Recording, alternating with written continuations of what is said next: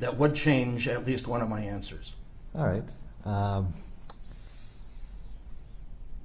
Is it the type of thing that would either reveal sensitive or embarrassing information about yourself, or identification information about yourself?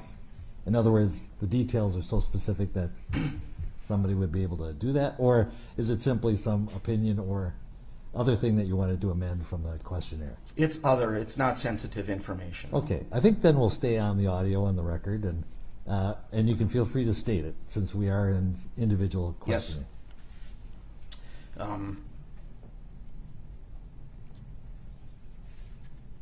Well, it might reveal some sensitive information, frankly, Judge. All right. Is there any objection to going off audio? All right.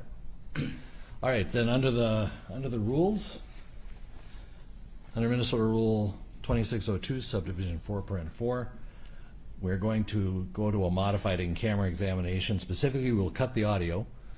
So in other words,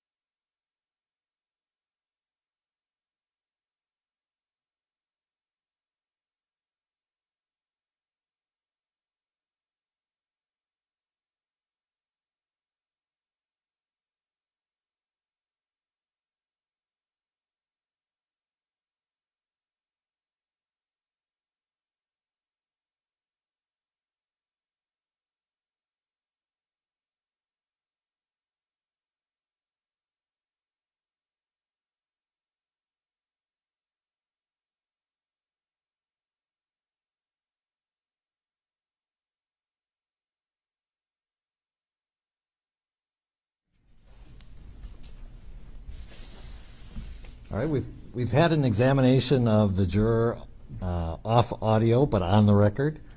And on that basis, the court has excused the juror for cause. And it's my understanding that the state and the defense have no objection to that. Is that correct? That is correct. And Mr. Nelson, do you have any objection to that? I do not, Your Honor. All right. We'll proceed to the next juror then, juror number 36.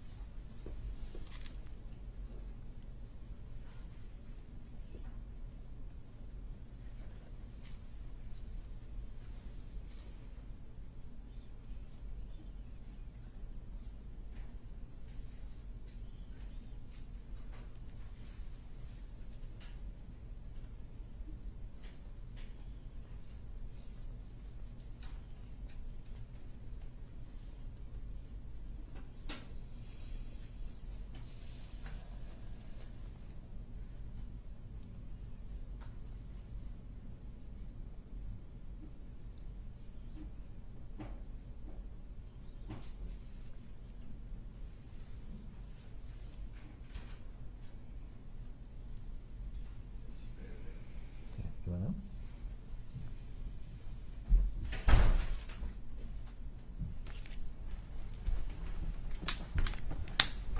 All right, good morning. Good morning. You are juror number 36. Yes. All right. Couple things. We have all the COVID precautions in place. I'm wearing a mask and will continue to do so while you're here. And we have plexiglass between us, and you also have plexiglass between you and the rest of the courtroom. Leading to my option for you of taking off your mask. If it will be easier to hear you that way, Okay. and if you're comfortable, but if you're not, keep the mask on. I'll take it off. Okay. In either case, if you could make sure you're close to the microphone, Okay. that would help us a lot. All right. A couple things before I turn it over to the attorneys. First of all, I'm going to swear you in so that we know that all your answers are under oath. So if you Okay. could raise your right hand. Do you swear or affirm under penalty of perjury that you will truthfully answer all questions about your qualifications to serve as a juror? I do. All right, thank you. Now, first of all, you received a questionnaire which you filled out, and thank you for taking the time to do that. Yeah. Is there anything, since it was months ago, anything that you wanted to change, amend, add to? And I say that because sometimes you fill out the questionnaire and then you realize on reflection there are items missing, or you've even changed your opinion about things. No, not Okay. really. The attorneys might specifically talk about questions, and in doing so, if you find that that's really, there is something you want to change, feel free to do so. Okay. Nobody gets in trouble in this courtroom for adding or amending to their questionnaire. Sounds good. All right, now, that questionnaire also advised you not to read anything in the newspaper or watch any media about this, Yeah. and I assume you've done that, but it was months ago. We understand sometimes that inadvertently you might be exposed to information. Yeah. That is not seeking it out. See a headline, a friend might talk to you about the case, and since we said don't tell anybody you're a potential juror, you can't really stop them. Anything like that happened that gave you additional information about the case? No, I've been trying not to see anything about it. Okay, so nothing about the parties, the procedures, No. anything like that? Okay. You did describe what you, up until the time of the questionnaire, knew about the case. Mm-hmm. And the question is going to be, can you put anything you've heard outside this courtroom aside and decide the case just on the facts, the evidence, and the law that you receive from the court? Yes. Okay. Also, you may have formed opinions about this case or generally. Also fine. Everybody probably has an opinion based on what they've heard or saw or seen. Yeah. Can you put your opinions aside and decide the case on the law again and the facts and the evidence? Yes, I can. Okay. Any concerns about that? No. Okay. You received a long list of witnesses. Oh, yeah. Recognize anybody on there? No, I didn't. Okay, great. Anything about the length of the trial that would cause you problem? I mean, I don't know yet how lengthy it's gonna be. Okay, we anticipate that after today, you'll know whether you're on the jury or not, Okay. and you'll come back March 29th. So you'll be on your own, do whatever you want Yeah. until then. And then we anticipate, our best estimate, is that trial will be 4 weeks long. 4 weeks long. Is that, can you make that work? I can, yeah. Okay, great. All right, before I turn over to the attorneys, I'm also going to advise you, this is kind of a formal process. But as you're talking to the attorneys, sometimes we lapse into normal conversational style, which includes talking over each other. And we are taking this down. The court reporter needs for people not to talk at the same time. So Okay. if you kind of keep that in mind, and to be honest, the lawyers and I are the worst offenders on that. And so we have to be reminded. But just so if you could keep that in mind when you're answering questions. Okay. All right. Then, Mr. Nelson, you may inquire as to juror number 36.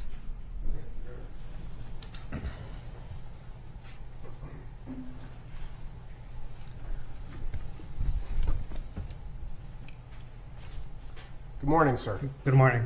Thank you for being here today with us. Mm-hmm. Here's what I'd like to do, if it's okay with you, is just kind of go through some general questions, get to know you a little bit better, and then ask you some specific questions about how you answered on your questionnaire. Is that okay? Yep, sounds good. I'll tell you, I know it's been a long time since you filled this out. You may not remember every word you wrote down, but we have a copy. We've studied it. We're not trying to trick you. Just want to follow up on some stuff. Okay. All right. So if you and I were to meet in a social situation, we're having a casual conversation, first time we meet, what are some things you want me to know about you? Ooh. I don't know. I'm pretty outgoing, family-oriented. I'm a house person. I like sports, soccer. Soccer? Yeah. Okay. Who's your favorite soccer team? Ooh. It was Real Madrid when Ronaldo was there, but yeah, right now, I still go for Real Madrid, let's say. Okay. Mm-hmm. Great. When you received the notice that you were going to be a juror, just the general notice, you got jury duty, Mm-hmm. what was your first reaction to that? I mean, it was kind of mind-blowing because it's a big case. So yeah, it was kind of exciting. Exciting? Yeah. Why would it be exciting? I mean, just because it's a big case, and yeah, that's about it. Okay. Did you have any concerns about being called as a juror? Not really. Didn't thought about it. Okay. How about when you got down to the government center today?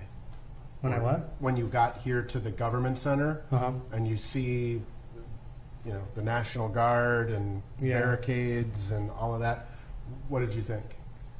I mean, nothing about it. I mean, it was secure. I didn't feel not safe. Okay, good. Mhm.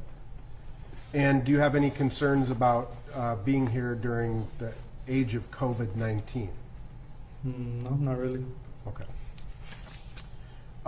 So let me ask you, in your, I double checked one thing, I'm sorry.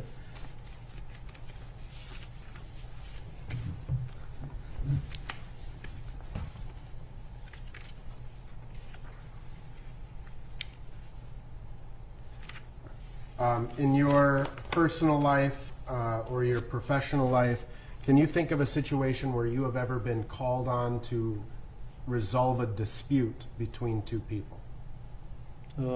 Yes. Okay. Without revealing people or any identifying information, can you just give me a general sense of what I that? mean, I used to be a manager, so Okay. so yeah, there was a lot of issues with workers and stuff like that. Okay. So yeah, So, what types of issues would you be called upon to resolve? I mean, just dumb stuff like people not liking each other or stuff like that. So, kind of interpersonal disputes. Mm-hmm. Is that a yes? I'm sorry, we have to. say Yes. yes. Yeah. Sorry. I don't. I'm trying to preserve the record here, right? Okay. So, Yeah. I'm not trying to be rude or glib. No problem. Okay. So you have two coworkers, right? And they work under you. One of them comes and says, "He did this to me," Mhm. right? Yes. And how do you resolve that conflict? What did you do to try to resolve those conflicts? just hear both of them and from there just come to a resolution. Okay, but so was it simply just listening to someone and come to how do you arrive at that resolution? Just common sense, see who's like in the wrong or Okay. you know. So so that kind of leads me into my next question is, how do you determine who's telling the truth in this situation? What do you do for that? If there was more people, I will call them in and ask about it because clearly I wasn't around. I could have been in the office. So maybe call more people that was around there to see who's telling the truth. Okay. Would you look for any other type of evidence? No. I mean, if it was something bigger, I could check cameras or stuff like that. So you could potentially get additional evidence, right? Yeah. And then, correct me if I'm wrong, based on what people say, maybe other witnesses, what they say, what other evidence may exist, like cameras, you can come to a conclusion, Yes. right? Can you think of a situation where you would have two people looking at the same circumstance, you're watching the same TV show almost, right? And they both view it differently? Like they both reach different conclusions? I mean, it hasn't happened to me, but I think it could happen if the person likes more one of those people involved in the issue. Like, it could happen. Well, let me put it to you this way. Your job as a juror, right? You are what we call the judge of the facts. Yes. Right? Your job is to determine what happened in this particular case, right? And then you're to take those facts and apply it to the law that the judge gives you. Do you understand that? So let me ask you a couple of questions. If the judge tells you this is the law, and this is what you need to decide, and you think it's wrong, you don't agree with it, whether it's a moral disagreement or a personal disagreement, or you just can't believe that that's the law, can you follow the law as the judge tells you to do? I can. Okay. Even if you think it's wrong? If it's wrong, if I think it's wrong, Right. I mean, I also follow the law. Still follow the law. Yeah, but if I feel that something is wrong, I don't get the question, honestly. Sure. So, kind of a strange example. But what if let me think of, what if I were to tell you the judge told you that DWI, driving while impaired, is perfectly legal, right? You can drive as much as you want and as drunk as you want, right? You may disagree with that, right? Yes. You think it because DWI is wrong.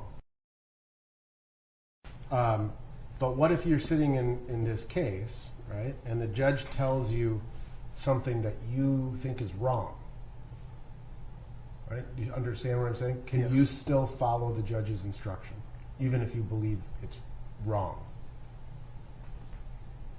Yes, I can.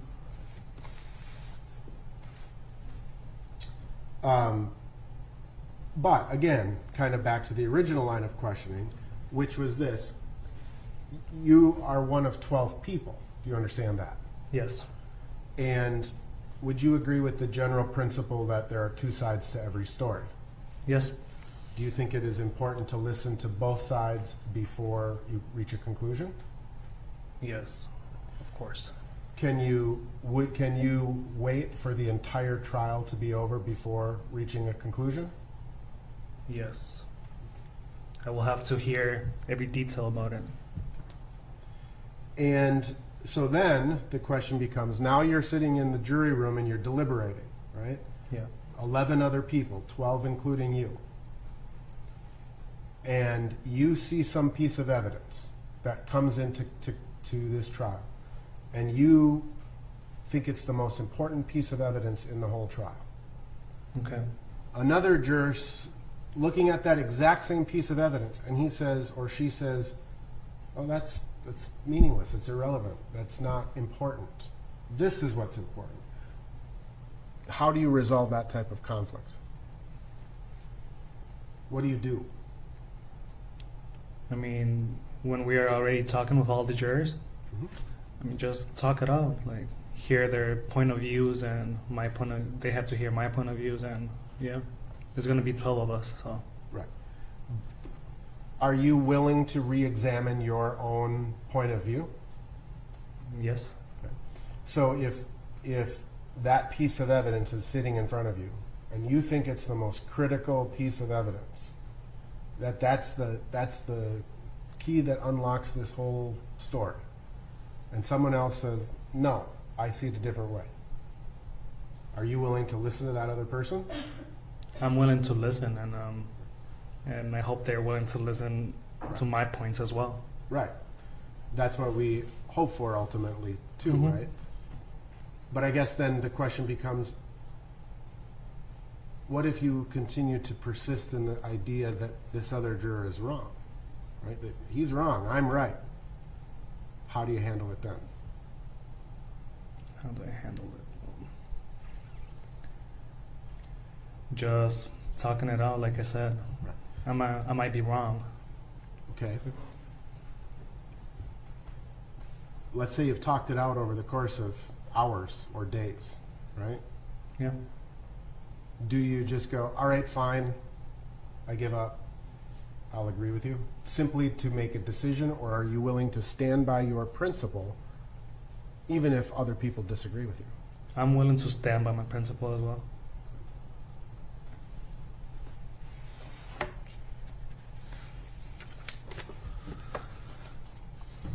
And you, again, understand that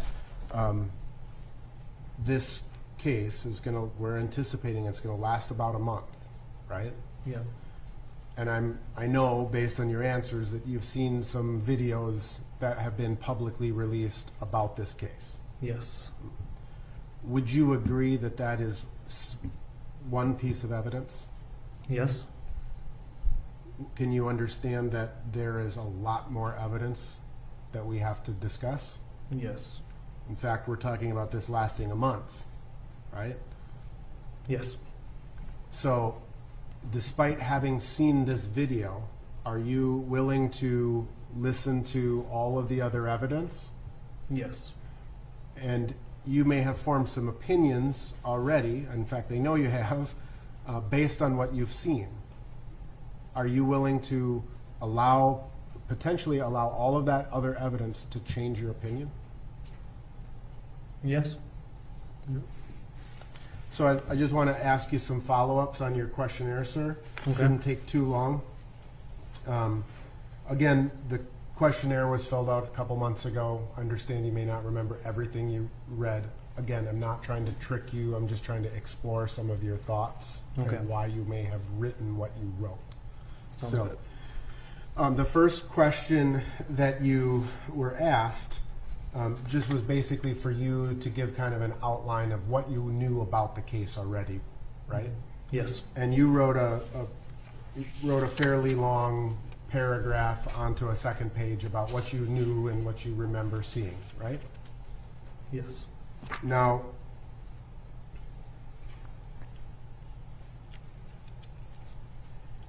you wrote, for example, when George Floyd was on the floor, Chauvin was kneeling on his neck the entire time. George Floyd was screaming for help and desperately screaming that he couldn't breathe. All this while the rest of the other officers were just watching it happen, and bystanders who were witnessing were telling Chauvin to get off George's neck because he was killing him. So,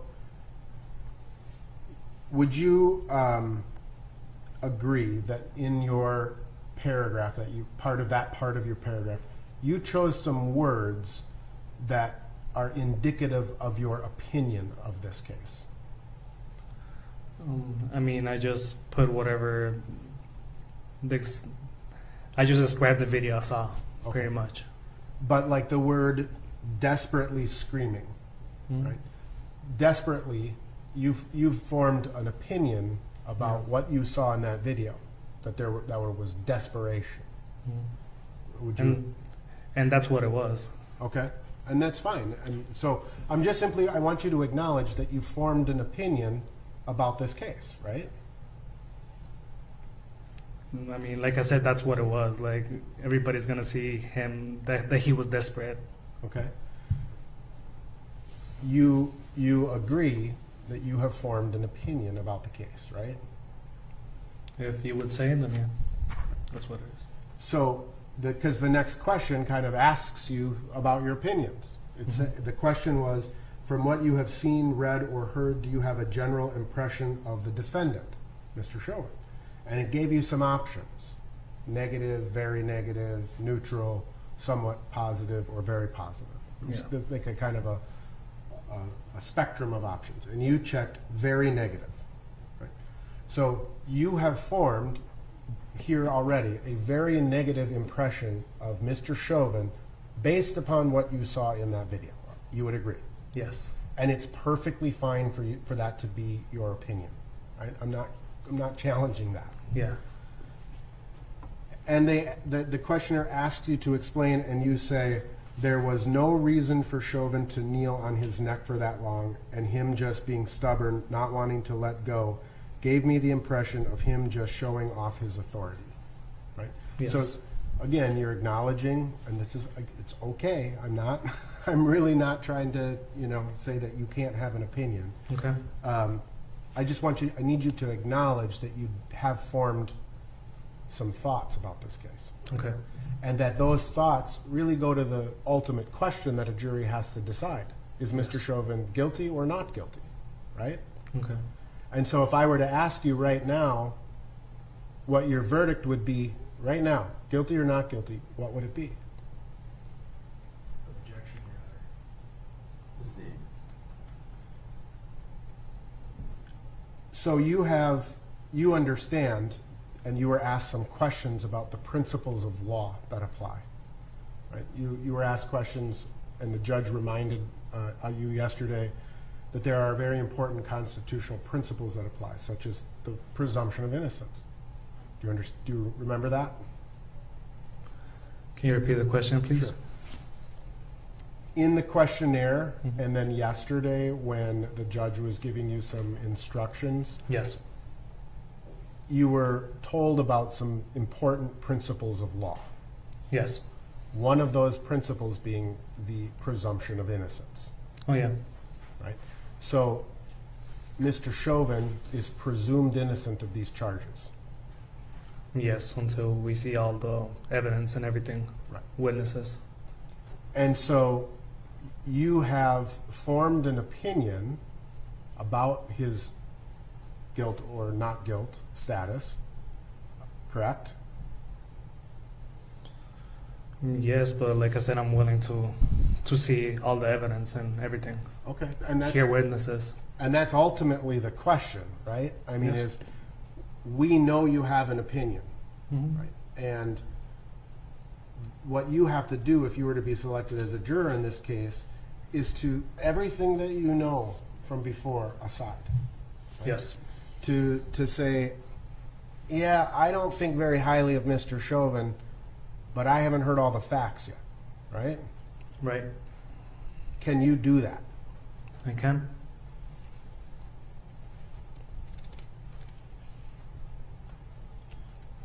You were asked about the number of times that you have watched some video of Mr. Floyd's death, and you estimated it to be 2 or 3 times. Would that be accurate? Yeah, I'll probably say like once or twice and maybe some clips about it.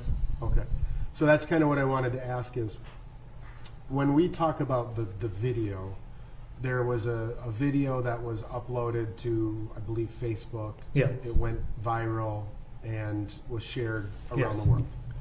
Is that the video that you have watched once or twice? Yes, that's the video. Okay.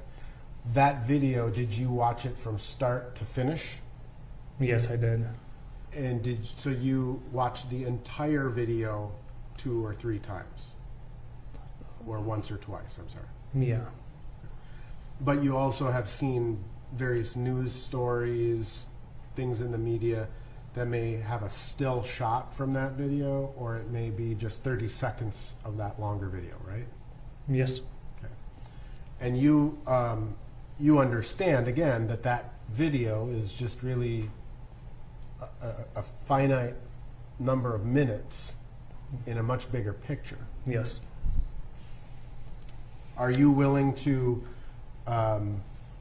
set any opinions you may have formed watching that video based on all of the other evidence that may be introduced in this case? Yes.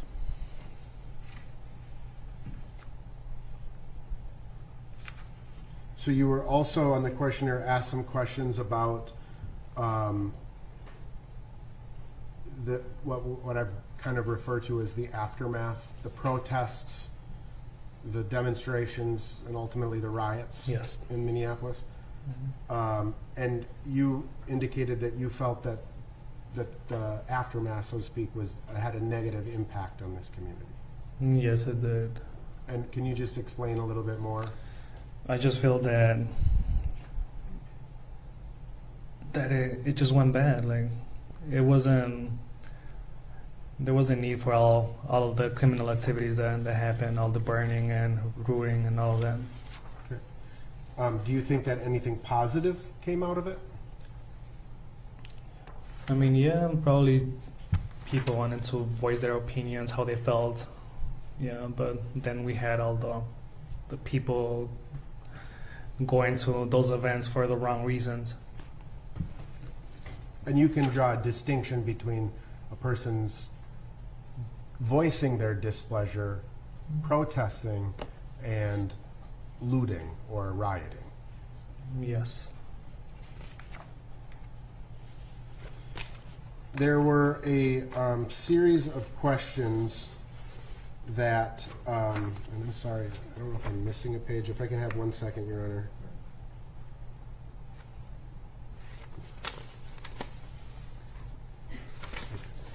I apologize.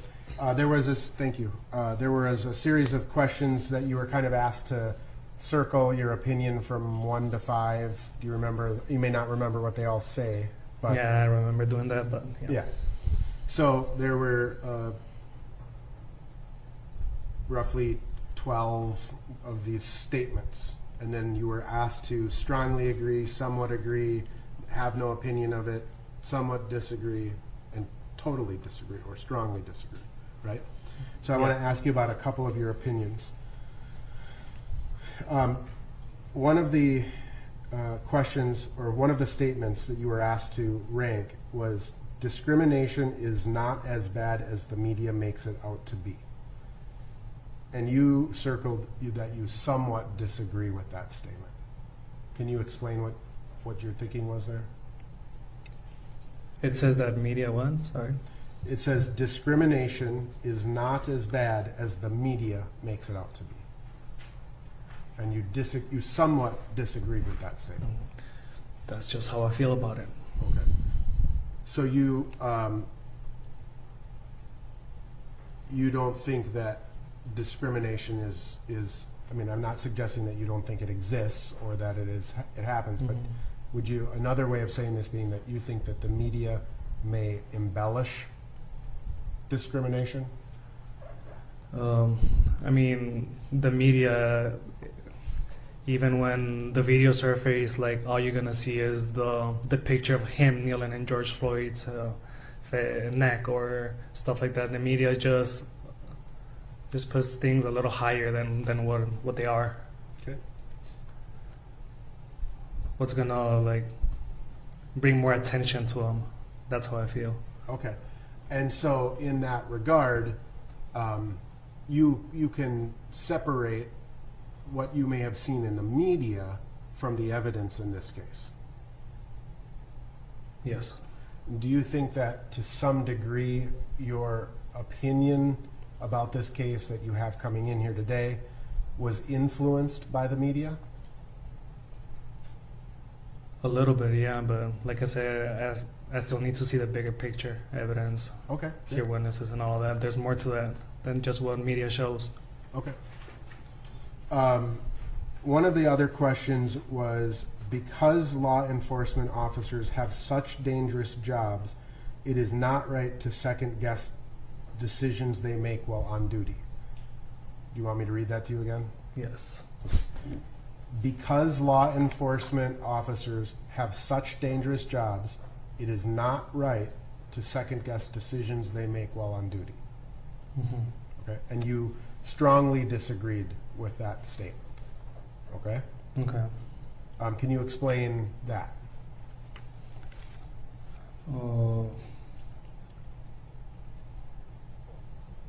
Why strongly disagree? I didn't understand the question. Okay.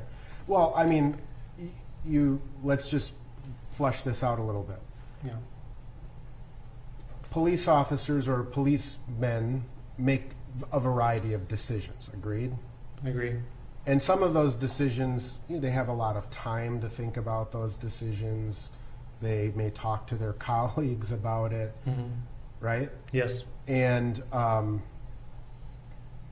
that's not the kind of decisions we're talking about, I think.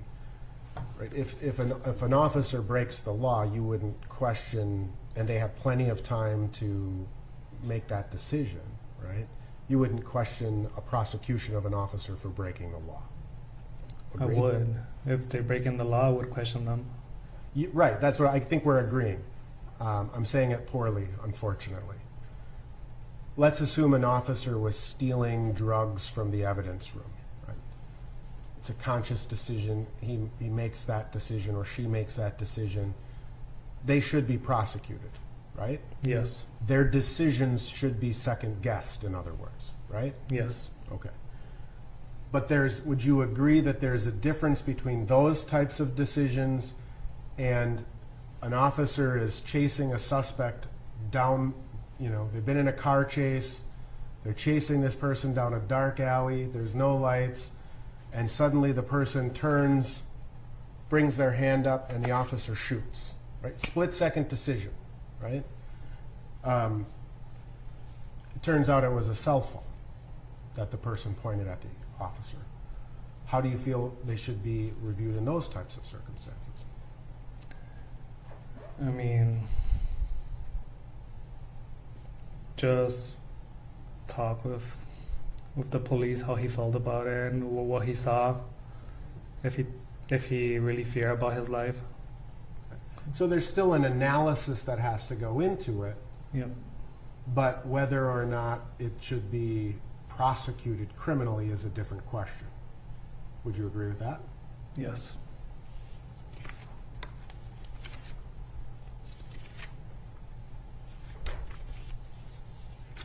Now you have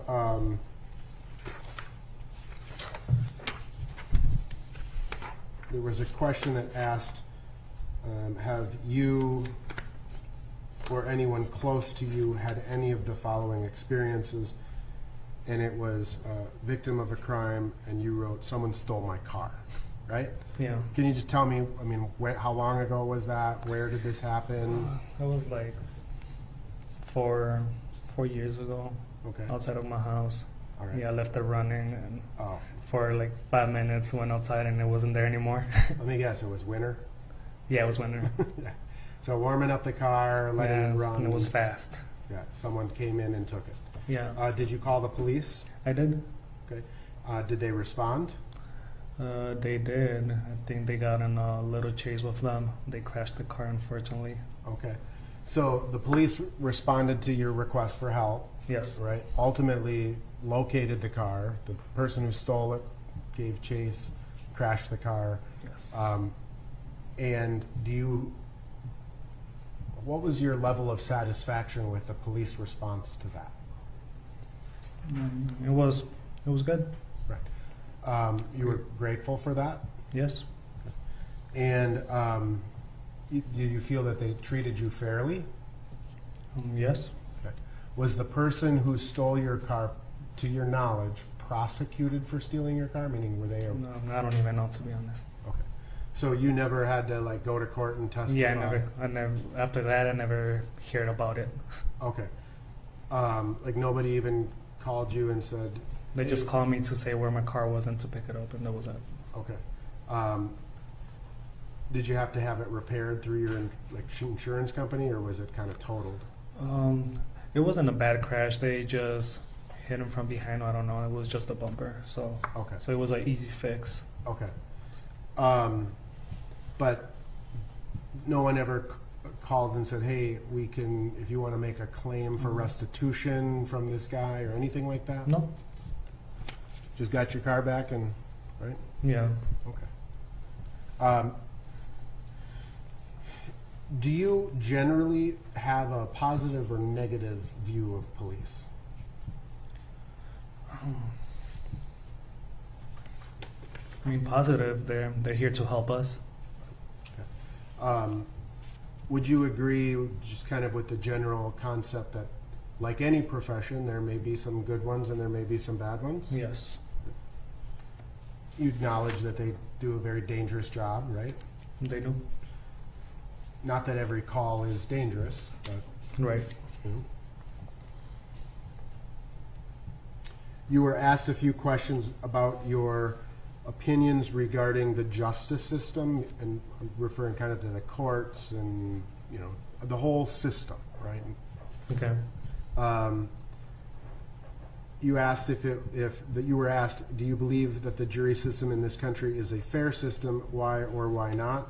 And you said yes, because it involves citizens randomly making bias or discrimination less probable, and because not all citizens have the same beliefs. Can you just expand on that a little bit more? How do you think that the jury system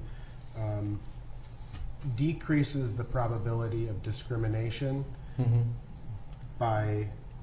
Because, I mean, you guys are not handpicking the person that's going to be here as a juror, so you pick 12 random people, you don't even know where they're coming from, what's their background, anything of that. So yeah, there's more probability than if someone is picking the person that he likes or whatever. Right. It's not like I could just call 12 Minneapolis police officers to 12 of your friends, yeah. Right, or 12 of my friends, right. Okay, that makes some sense to me. And then you asked, you were asked, do you believe our criminal justice system works? Why or why not? And you wrote, yes, it has been convicting and punishing the guilty, making them stop offending, and it somewhat protects innocence. Explain what you mean by that. I mean, it's been working until now. You've been, like today, we're going to have him on court, and then go from there, take a decision. So, Right. So we're doing the job. And your response kind of says the system works because it convicts people and it punishes people. That's how I interpret what you wrote. Am I wrong in that interpretation? No. You know that not everybody who is charged is ultimately convicted. Do you understand that? Yeah, I just went on the side that, but I also put over there that it was To protect innocence. protecting innocence. So yeah, there's clearly criminals and there's people that are here in court and they're not criminals. Well, there's this old saying that says, under our system, we would rather free 10 guilty people than convict one innocent person. Yeah, Would you agree or disagree with that concept? yeah, I agree.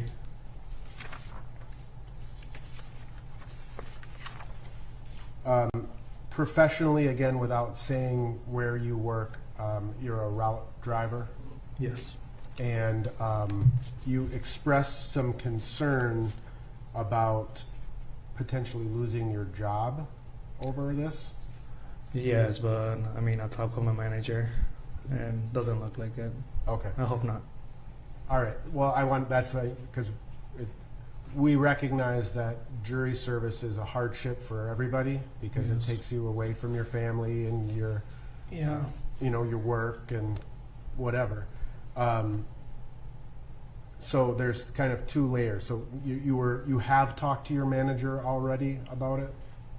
About being on jury, and Yeah. that's about it. Okay, and that's fine. And you told him that if you were on a jury, it could be a long trial. I didn't say that. I just said that if it would have any problem.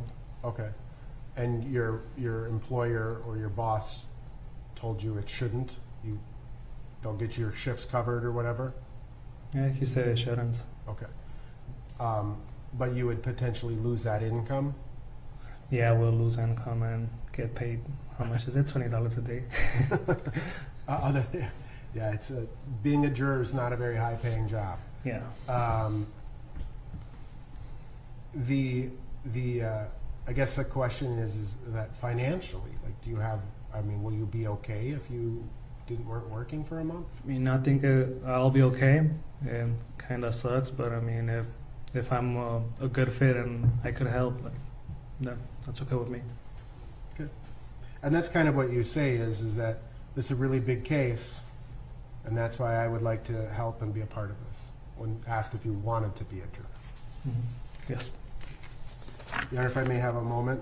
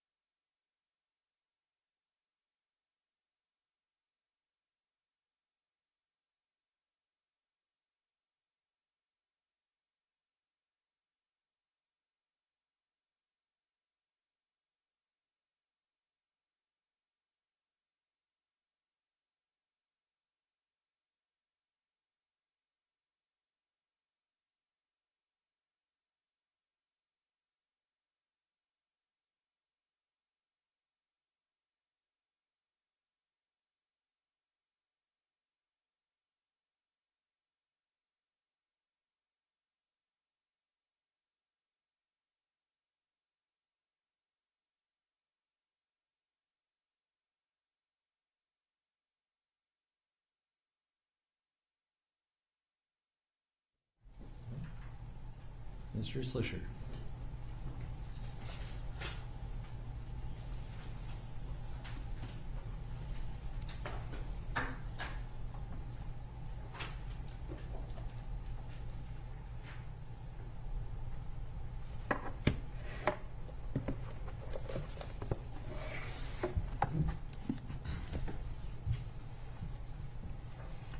Thank you, Your Honor. Juror number 36. Hey, Good morning. good morning. I've enjoyed getting to meet you a little bit this morning. You mentioned in response to defense counsel's question about what you would like us to know about you, that you are outgoing Yes. and that you're a family man. Is that right? Yes, that's right. I'd like to hear a little bit more, without providing identifying information, but just about your family and your extended family. I mean, Brothers and sisters. they're not close to me right now, so whenever I have the opportunity, I go visit them. Okay. And yeah, I just rather be at home than going out. How many brothers and sisters do you have? I have 2 brothers. Okay. That's it. And do they have spouses? You have nieces, nephews? No, I'm the only one married. Okay. And my brother is next. My little brother is the next one to get married. Okay. And your parents, are they in the area? No, they're not. Okay. So what brought you to Minnesota? Who brought me to Minnesota? I have cousins, uncles that live here. So yeah. Okay. You also described yourself as outgoing, so I'm assuming you have a lot of friends. I do. Yeah, I made friends here. And in the area, do you have a fairly large friend group? Yeah.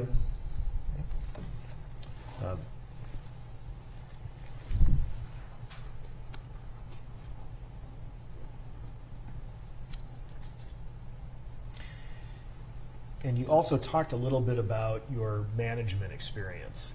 Yes. And in the situation in which you were managing, what was the general age range of the employees you were managing?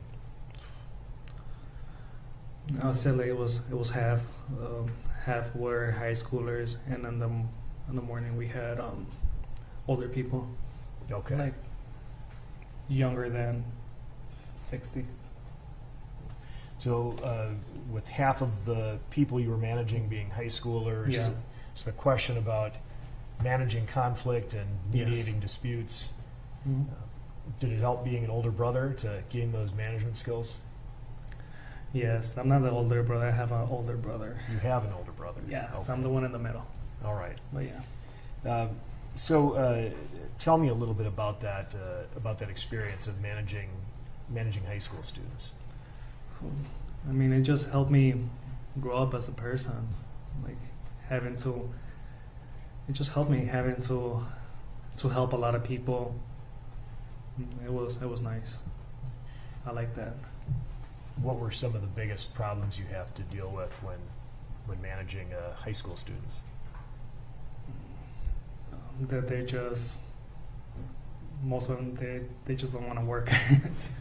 Yeah, they like to play a lot, so yeah, it was a little hard. Getting them to show up and then Yes. getting them to work when they did show up? Hmm. Okay.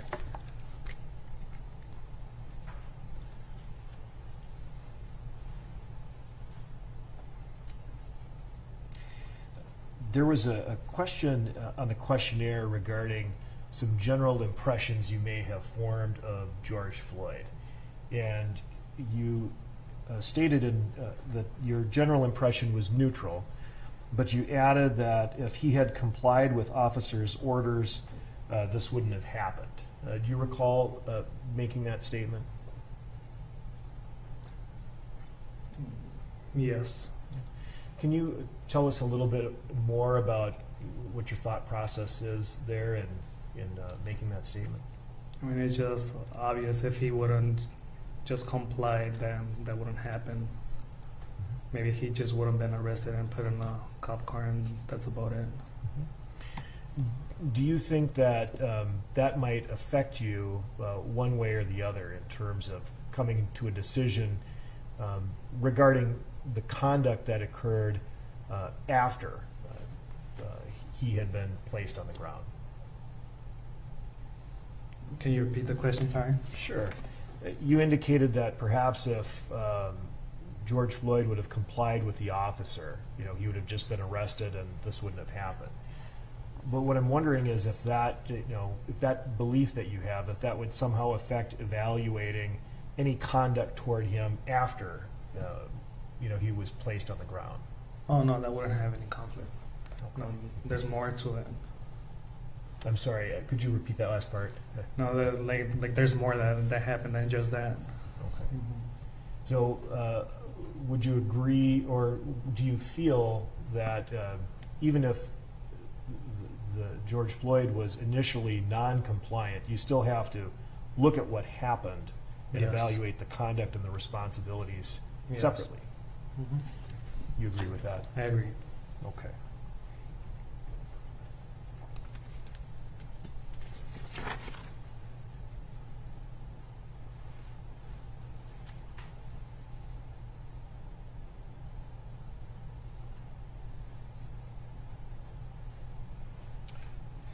You stated in your questionnaire that you believed that you somewhat disagree with the proposition that the criminal justice system is biased against minorities.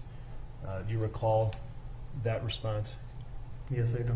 Can you tell us a little bit more about how you've come to that conclusion? And they're somewhat biased. I mean, a lot of it has to do with the media, and all they show is that they're being biased. So yeah, that's why I somewhat disagree, because I haven't honestly felt that or be in a position to feel that way. So yeah.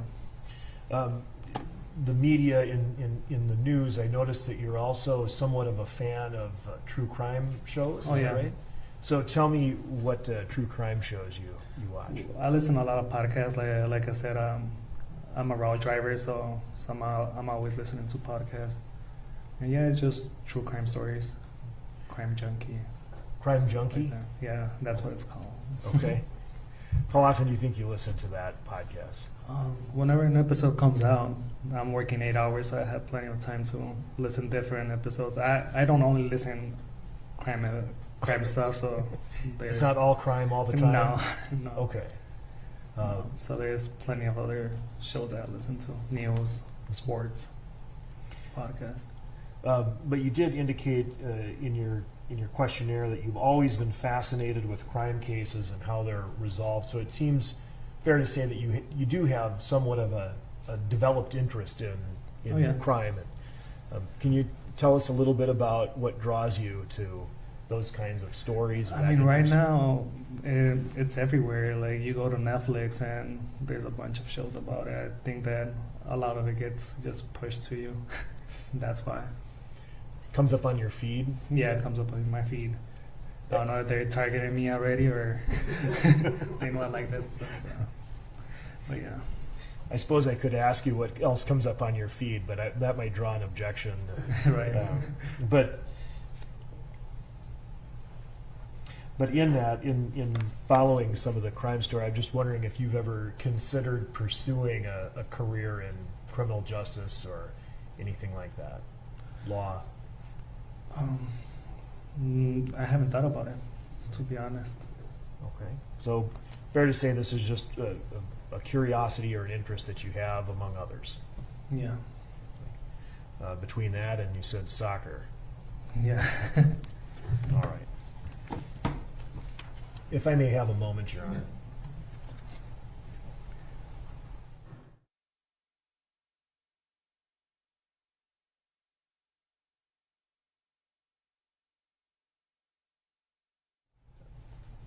Thank you very much, Your Honor. No further questions, and we pass for cause. All right. Juror number 36, you will be on this jury. Couple of things. You're going to be on your own. You can go back to work if you want. Okay. But we need you to report March 29th by 9 a.m. And we expect the trial to start on that day and proceed for probably 4 weeks. If there's any change in the schedule, for example, if we get a delay for some reason, we'll give you a call and let you know. We're probably all going to give you a call to remind you anyway, so be prepared for that. Okay. Please do not investigate, do not read about this. In fact, if you could affirmatively avoid media coverage about this or any podcasts that involve this case, that would be greatly appreciated. Okay. But do you have any questions for me? I do not. Okay, then you're released for the day. We'll see you March 29th. All right. Thank you. Yep. Oh, one last thing. You did receive a letter with a sticker on it. Mm-hmm. Keep that. You'll need that on March 29th to get back in the building. Sounds good. Thank you. Thank you.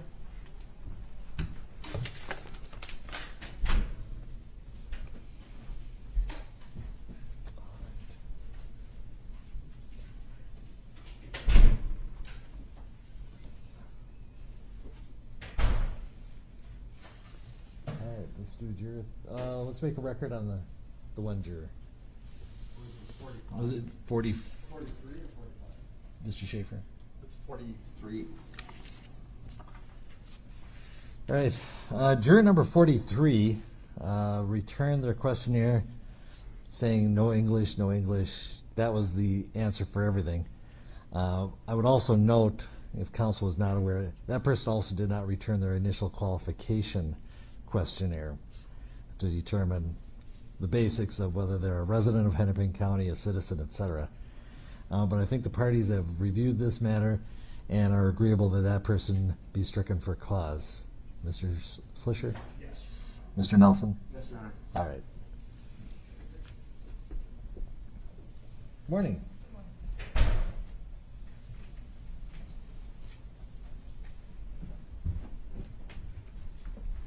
All right, you are juror number 37, correct? Correct. All right. Before I turn it over to the attorneys, we're going to do a couple things first. Well, first, I want to swear you in so that all your answers are under oath.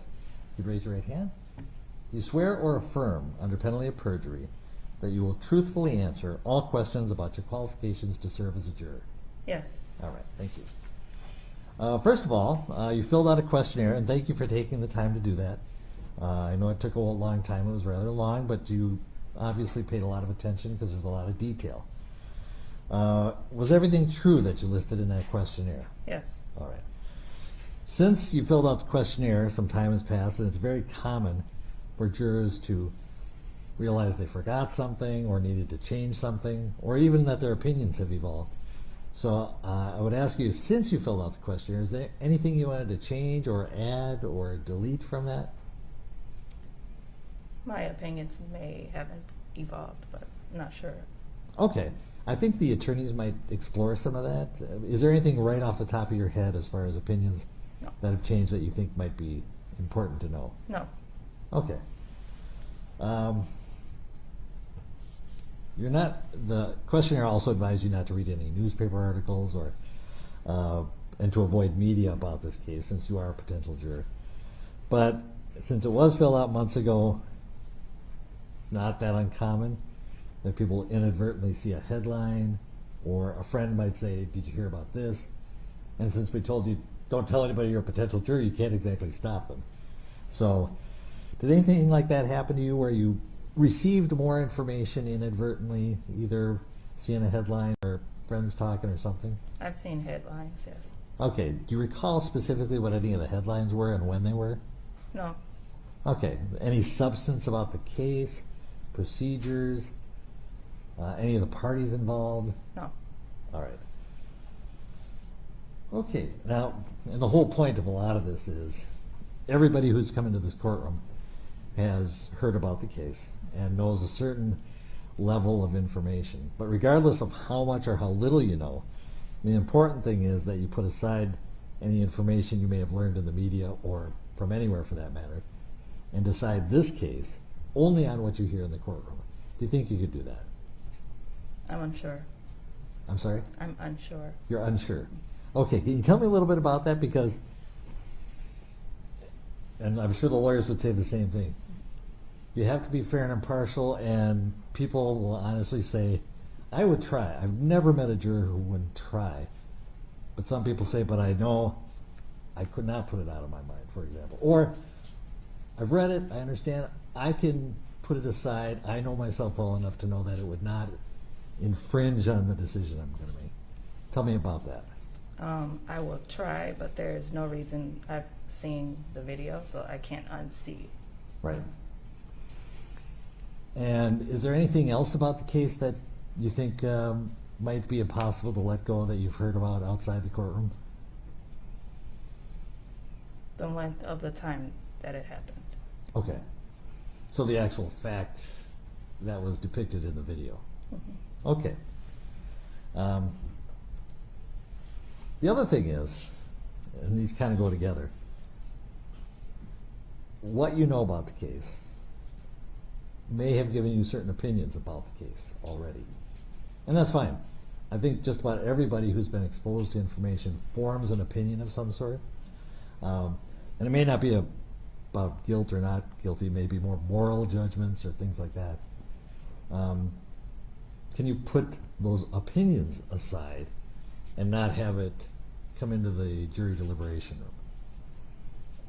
Yes. Okay. So bottom line is, we're looking for a jury who can be fair and impartial, and the essence of that is that they decide the case according to the law based on the evidence alone that you hear in the courtroom and nothing else. Knowing yourself, do you think you can put aside everything else, opinions, what you've heard outside the courtroom, and decide the case? And we're looking for your honest answer. Could you do that, you think, in this case? As far as opinions, yes. Okay. What about facts you may have seen in the media? Could you put that aside? Not facts, no. Okay. And is that mostly about the video that was seen? Exactly. Okay. All right, I'm going to turn it over to the attorneys. Oh, I forgot to ask you. Did you recognize any of the witnesses who were listed on that long list of witnesses? No. Okay. And the trial time is going to be about 4 weeks once we start on March 29th. I think you did indicate some concern with jobs and that. I'm going to leave that to the attorneys to explore, but do you think it's to the point where you could not serve? Or could you make arrangements? Could you make it work? I'm a single parent, so I have limited support. Okay. Well, the jury for deliberations would be sequestered, which means you'd be staying in a hotel till there was a decision made. How would that, as a single parent without lot of support, what do you think that would do? Yeah, I possibly wouldn't be able to. Oh, I'm sorry. I possibly wouldn't be able to do it for entire 4 weeks or however long it took. Okay. Right now, during the trial itself, we don't anticipate the jury you'll be able to go home every night during the case itself. That may change if circumstances require it, that I may, in the middle of the trial, say, now you've got to go to the hotel. I don't think that's going to happen, but you definitely would have to stay in a hotel during deliberations, which, how long deliberations go is entirely up to the jury. I mean, it could be an hour, it could be days. How do you think that would affect you in your situation? Is that doable? I am unsure if that's doable because we don't know how it's going to go, but I will try my best. Okay, thank you.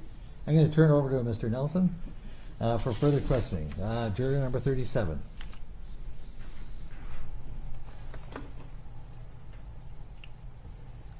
Good morning, ma'am. Good morning. And I should say, if you feel comfortable, you may remove your mask if you'd like. We have plexiglass, and I'm going to keep my mask on. But totally up to you. If you feel more comfortable keeping the mask on, feel free to do so. Okay. How are you today? Good. Good. I was having a little trouble hearing a couple of your answers, and unfortunately, I don't think that microphone moves. So if you could get a little closer, that may help. Thank you so much. And thank you for coming down here. I think you were here yesterday as well, and back down here today. So I just want to thank you for your patience. Sometimes these things take a little bit longer. So here's what I'd like to do is ask you some kind of general questions and about just to get to know you a little bit better, a little bit more about your life. And then I'm going to focus on some of your answers to the questionnaire. Would that be okay with you? Yes. Okay. So juror number 37, let's assume you and I met at a party or some social event. What are a few things you would want me to know about you when I walked away from that conversation? Nothing personal. Maybe my name, age. This completely unrelated to this case. We're just two strangers who bump into each other in a social situation. You wouldn't want me to know anything about you? No, Why? because you're a stranger. Okay. How do people go from being strangers to friends? By conversation. Okay. Would you entertain a conversation with me? Yes. Okay. So, again, let me just say, are you nervous today? No. Okay, good. I promise you that I'm not trying to trick you or anything like that. I just need to know a little bit more about you so we can see if you're the right person. I'm going through the same process with every single person. Understood. Okay. So, I'm not asking you to reveal personal details about your life here either, okay? But we do have to pry a little bit. So again, take all of this out of the equation, right? My friend and your friend are friends, and they introduce us. We're sitting there, we're two people, we're talking. What would I walk away knowing about you? What's important to you? Probably that I am a mother. A little bit about my career. Probably where I'm from. How many kids do you have? Remind me. 2. 2. And just their ages? How old are they? Are they younger? Yeah, they're younger. Okay. Great. You received, as I understand, a letter from Hennepin County saying you were going to have jury duty, right? Correct. When you opened that first initial letter, what was your reaction to that? Oh, man. Why, oh man? Because it's a pretty high-profile case, and it's important. Sure. And again, everybody who's come in here has heard about this case and has had a somewhat similar reaction. So it's great. So were you concerned about your security or your safety when you read that? Yes. Okay. Can you explain to me a little bit more about that? With a high-profile case, I know everything becomes public. So depending on what's ruled, that could be a problem later on down the line or even in the process. Okay.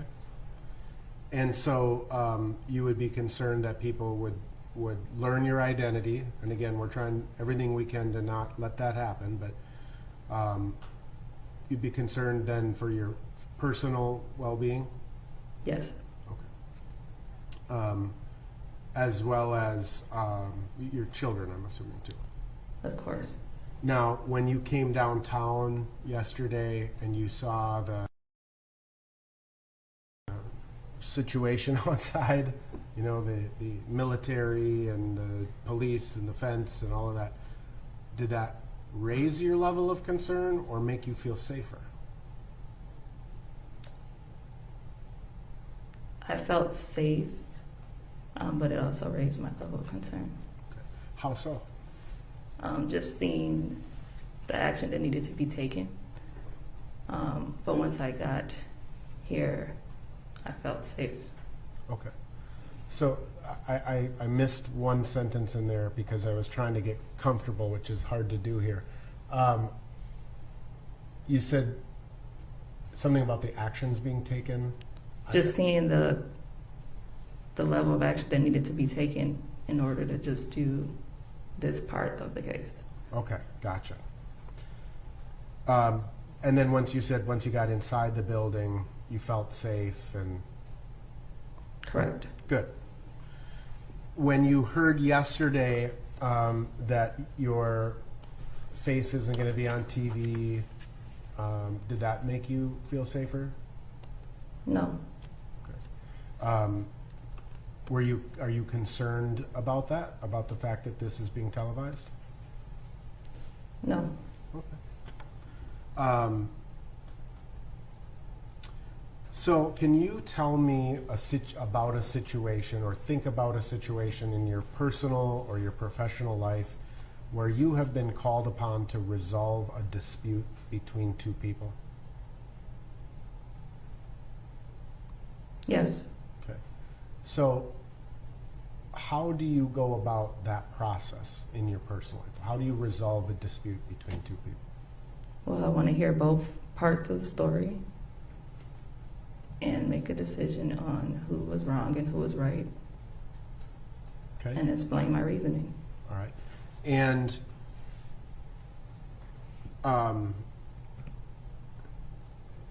how you listen to both sides of the story, right? Are there any other steps or tools, so to speak, that you think that you could use to help decide right or wrong?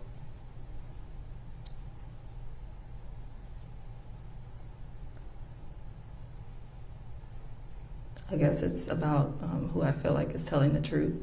Mm-hmm. So it's an intuition,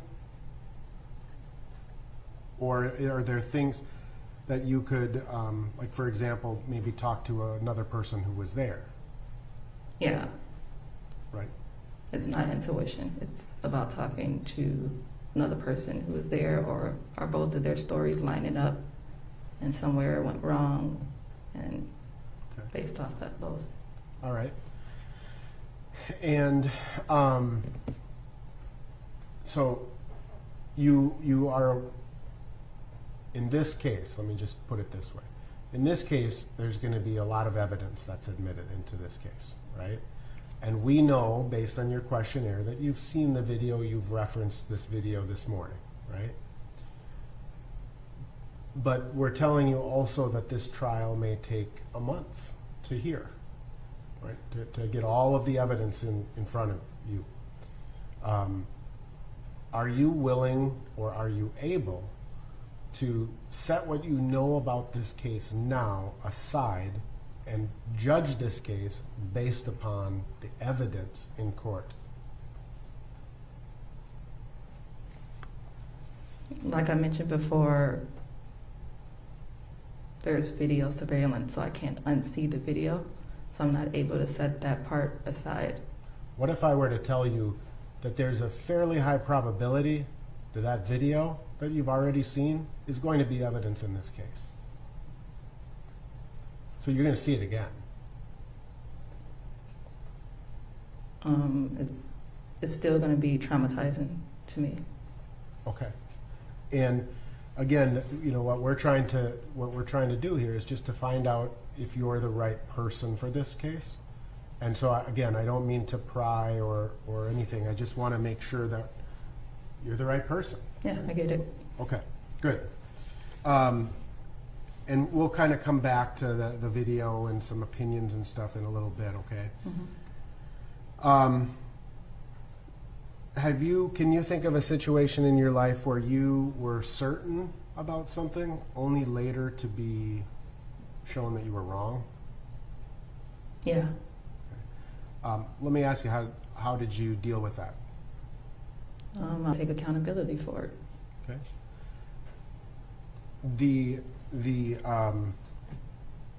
Are you the type of person that's willing to re-examine your own views?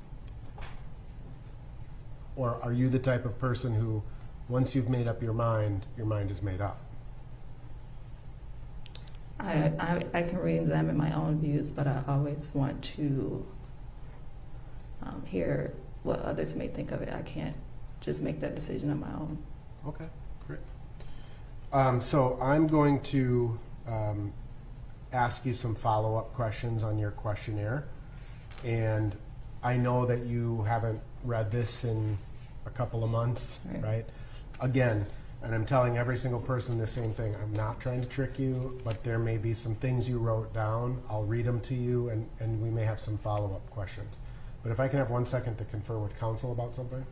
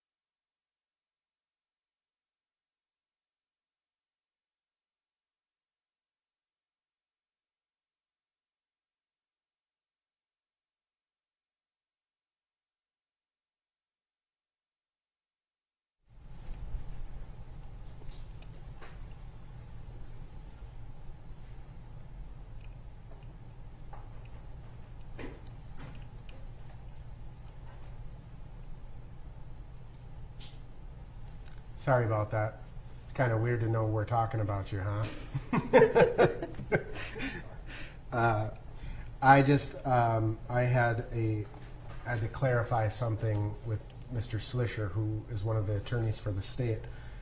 When the judge was asking you beforehand about what you wrote in here and how your views may have changed since then, I believe that you said your views have evolved since you filled this out. They may have, yes. They might have. Yeah. Okay. Nothing specific or nothing like kind of global but as we go through this, there may be things that you've changed your view on. Exactly. Fair enough. And we all know that, again, everybody wrote this like in December, I think, and it's now March, and one person so far has actually kept a copy of it. So, all right. Okay, so you said before that your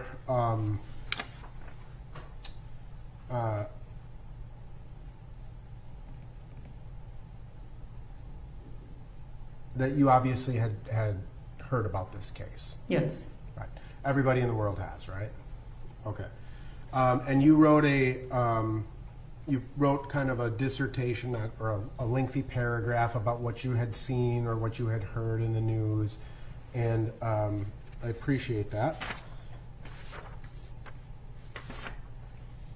Oh, before I go on, I have one other question. Do you have concerns about COVID being in the courtroom? No. Okay. All right. So one of the questions is that from what you have seen, read, or heard, do you have a general impression of the defendant? That's Mr. Chauvin. And it gave you a series of choices from very negative, somewhat neutral, somewhat positive, very positive, or other. And you selected very negative. Correct. All right. One thing I'm going to just tell you, and again, I've been telling this to the other jurors too, is that you have every right to have an opinion, all right? And I'm not questioning your right to have any opinion that you have, but we need to know what those opinions are, again, so we can determine if you're the right juror, right? Okay. So you chose very negative, and do you share that same perspective today? Has this evolved? Yes. Okay. So you still view him very negatively? Yes. Okay. And when it was asked, why do you feel that way, it said, watching his face as he kneeled on someone's neck, he looked so hateful. Can you explain what you mean by that? Whose face? What are you talking about? The officer who kneeled into George Floyd's neck, just watching it. You're you know, talking... watching the video, Mhm. looking at his face. He looked Looking at Mr. Chauvin's face? correct. Okay. That's what I wanted to make sure. Yep. And you felt that he had a hateful look on his face? Yes. And your feelings towards Mr. Floyd were neutral because you don't know Mr. Floyd or anything about him. Correct. But you also had seen some media that his family expressed that he was a good guy, a nice guy, right? Correct. Okay. Now, there was a question asking you how many times you've watched the video. And I want to just, before I want to clarify what we mean by the video. There was a video that a bystander took, uploaded it to Facebook. That video went viral, right? Is that the video that you watched? I'm pretty sure it is. Okay. Now, there's been other videos that have also been released from other bystanders. I think a few kind of made their rounds, and some body cameras from police officers and things of that nature have been released as well. Have you seen any of those videos? Yes. Okay. Have you watched all of those videos? Most of them. Okay. And how many times have you watched those videos? I would say about 3 or 4 times. Okay. And was that before you filled out this questionnaire or after you filled out the questionnaire? Before. Okay. And so the video that you, the Facebook video, we'll call it, you said that you'd watched that one time? Yeah, the one where you can hear him crying out for his mom. Yeah, I was only able to watch that one time. Okay.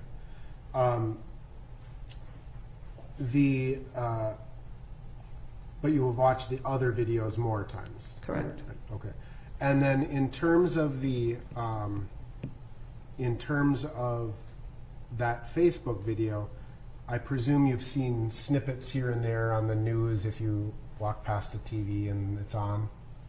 Yes. Is that fair to say? Yes.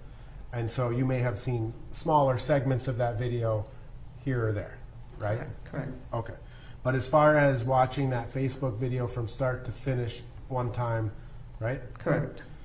And you said something that you also wrote in your questionnaire, that about your conversations with your friends and family members and colleagues, that you've had conversations with those types of people, right? Yes.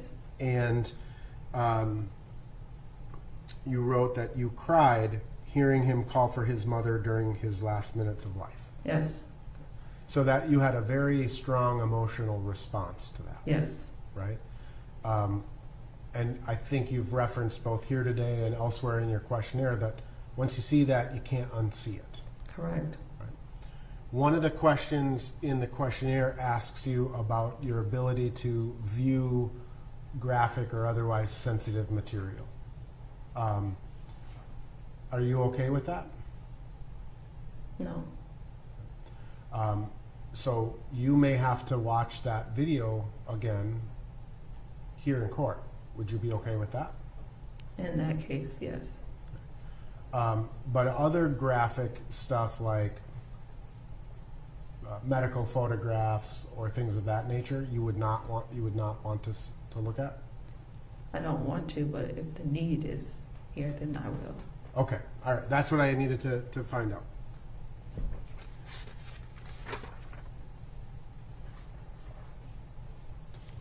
You were asked a question about what I would describe as sort of the aftermath of this incident, you know, the protests, the demonstrations, and ultimately the riots. And you were asked whether you thought they were positive or negative. Do you remember that? Mm-hmm. And you said they have been negatively, your community has been negatively affected and positively affected. And that's what you wrote.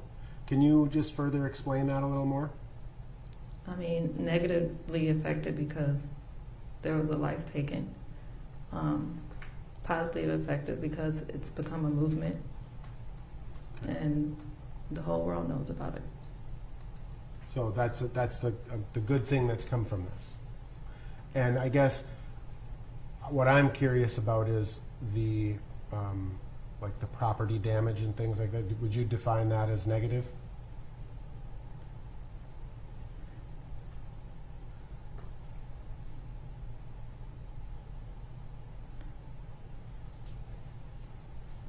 I feel like if that was what needed to happen in order for this to be brought to the world's attention, then that's what needed to happen. Okay.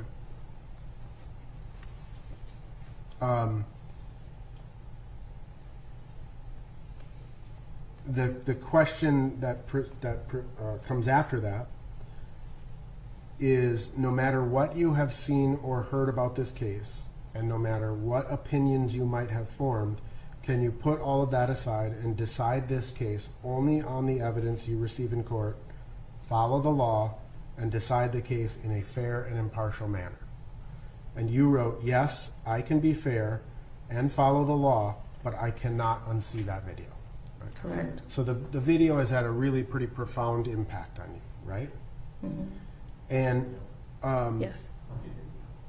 sorry. So this is the really kind of the question at hand, right? Is you have a very strong opinion about Mr. Chauvin. Would you agree with that? Yes. You have a very strong reaction to seeing that video, right? Yes. And you have strong opinions about the movement that has come out of this incident, right? Yes. All of which are perfectly valid for you to hold, not questioning that. Do you, I don't know what's in your heart, right? I don't know what's in your mind. I got to take whatever you say at face value, right? And I have to believe you. And this is what I'm asking you to do is, looking in your heart and looking in your mind, can you assure us unequivocally that you can set all of that aside, all of that, and focus only on the evidence that's presented in this courtroom?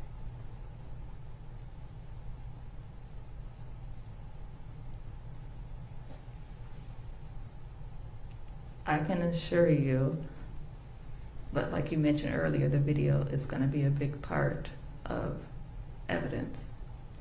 And there's no change in my mind about that. So you have formed an opinion specifically as to whether Mr. Chauvin is guilty of this case. I have not.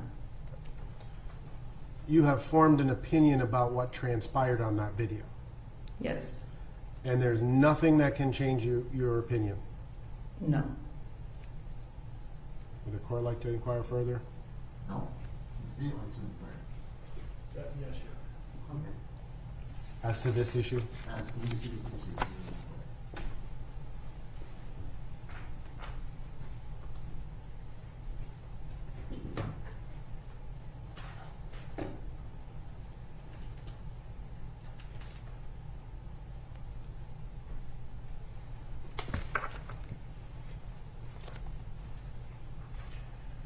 Good morning. Good morning. Just I need to clarify some things that you said regarding, what you've seen, how what you've seen made you feel, and then what you would be asked to do if you were a juror here. Okay? And you said, I think, several times that you could set aside any strongly held opinions. Is that right? Right. Okay. And you could set aside any strongly held beliefs in deciding this case. Is that right? Correct. Now, if you were a juror in this case, the judge would give you instructions as to the law. And you would have to listen to those instructions and follow those instructions without regard to any beliefs or opinions that you had before coming in and hearing any evidence. Would you be able to do that? Would I be able to follow instructions? Yes. Yes. And if those instructions, if the judge gave you instructions, and if you followed those instructions, it meant that you had to return a verdict of not guilty. Would you be able to follow those instructions and return a verdict of not guilty? That decision is not solely made by me, correct? That's correct. But if you, in looking at the instructions, I'm listening to the judge's instructions, I see what all of the elements are, I know what the evidence is, right? I've seen it, I've seen the video, I've seen everything, but if I listen to the judge's instructions and follow them, I would have to find the defendant not guilty. Would you be able to do that? Find the defendant not guilty if you believe that the instructions required you to do so. If I was required to, yes. Okay. And so it sounds like you've formed, some opinion. You had an emotional response to some things that you saw, Correct. but you would be able to keep that in context and understand that your job as a juror would be to look at the evidence as presented in court, listen to what the judge tells you, and follow it exactly, no matter what the result. Is Correct. that right? Yes? Correct. And you're sure you can do that? I will try my best. Yeah. Well, and then, we have to make sure, because our job here is to try this case, and we have to do so fairly. And you would agree that every defendant, no matter what they're accused of doing, has a right to a fair trial. Do you agree with that proposition? Yes. And in order to get a fair trial, it's important that every juror can look us in the eye, raise their hand, and swear that they can be fair to every defendant and to evaluate the evidence and follow the law. Not that they'll try, right? Not that they'll do their best, but they will do it. And so we're just asking you, do you believe in yourself that you could do that? You could follow the law, listen to the instructions, and decide this case on its merits no matter what way it cuts?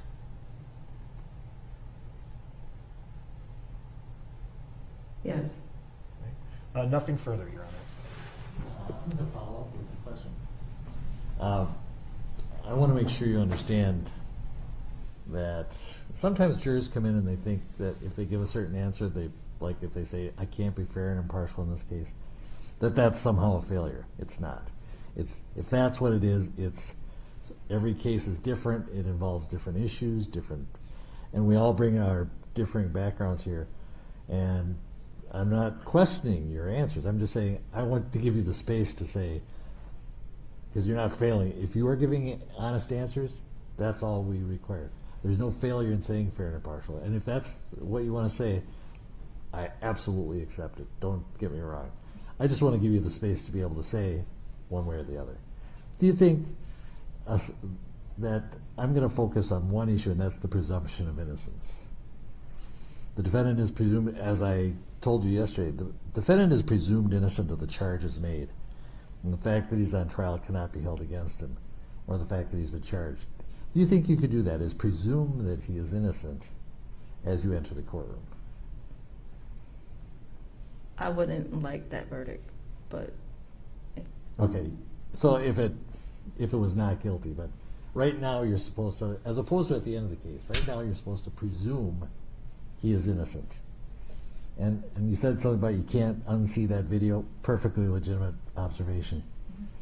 Do you think with that it would be hard for you to presume the defendant innocent during the trial? I do. All right. Sidebar?